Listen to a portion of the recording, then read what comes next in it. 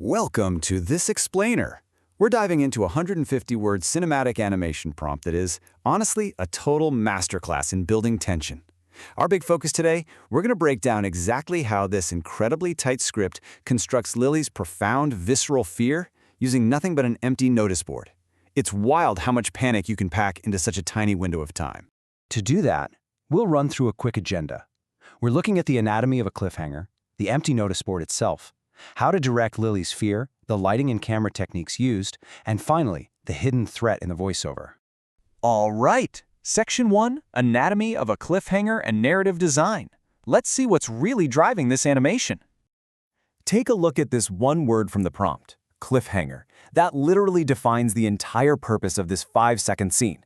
In narrative design, you aren't just calling cut on a scene, you are cranking the stakes up to the absolute max. The whole goal is to leave the audience completely suspended in midair, screaming for a resolution that you are deliberately holding back. And you have to pull this off under some crazy strict mechanical constraints. We're talking a duration of just 5 seconds.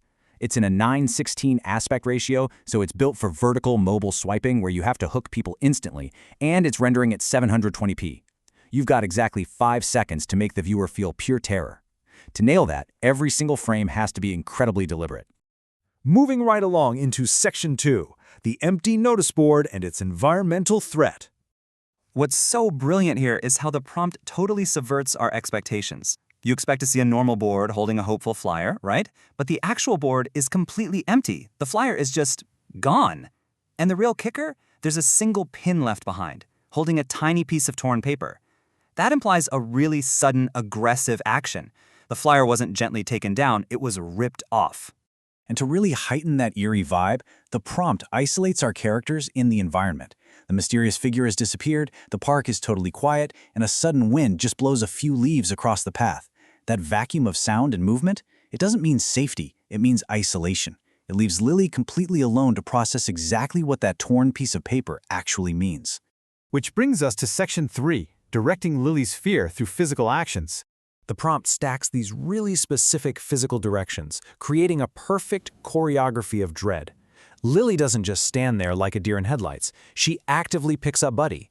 She holds him super close to her chest, looks back at that empty board, and Buddy actually buries his face into her shoulder. This isn't just movement, it's panic made physical, telling the audience without a single word that the threat is real and it is close. And notice this absolute mandate. Use the exact same established Lily and Buddy from the reference images. Do not redesign, replace, age, or modify. This hits the nail on the head for visual storytelling. You simply cannot afford to break immersion when you only have a 5-second window. The audience needs to instantly recognize these two so they can instantly fear for them.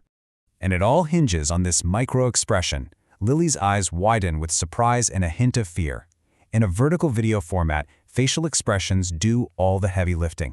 This specific instruction ensures we connect on a deep level with her internal realization. It is the literal second her brain screams that she is no longer safe. Let's jump into Section 4, lighting and camera techniques, diving into the technical direction.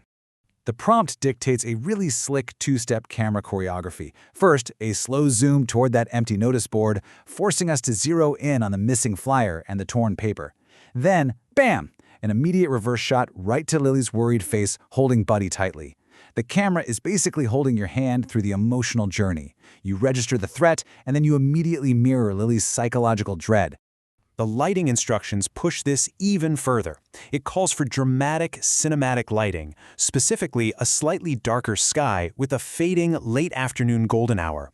That fading golden hour is absolutely crucial. It's a literal visual metaphor for our protagonist's fading safety. The warmth is physically draining out of the scene, perfectly reflecting this sudden dark turn in the story. Finally, Section 5. The voiceover's hidden threat and how the audio really twists the knife. The flyer was gone. Whoever took it already knew Buddy. Boom. That instantly shifts the danger from a random act of vandalism to a highly targeted personal intrusion. It wasn't the wind. It wasn't just some random stranger. The realization that this predator already knew Buddy injects a massive dose of paranoia into what was just a quiet park. So the psychological threat of the empty board is completely realized through this narrative voiceover. Visualizing the empty board is unsettling on its own, sure, but when you layer on that chilling audio revelation, it totally changes the trajectory of this entire animation. The absence of a piece of paper suddenly represents a looming, intelligent threat. And then, the prompt leaves us with this incredible, lingering question. Did Buddy know them too? It's a masterclass in narrative tension, turning the threat completely inward and making you question everything you thought you knew about this innocent dog. What secrets is Buddy hiding? I'm going to leave you to chew on that, because that is exactly how you execute a flawless, unforgettable 5-second cliffhanger. Thanks for hanging out with me on this explainer, and remember to always look for the story hiding behind the silence.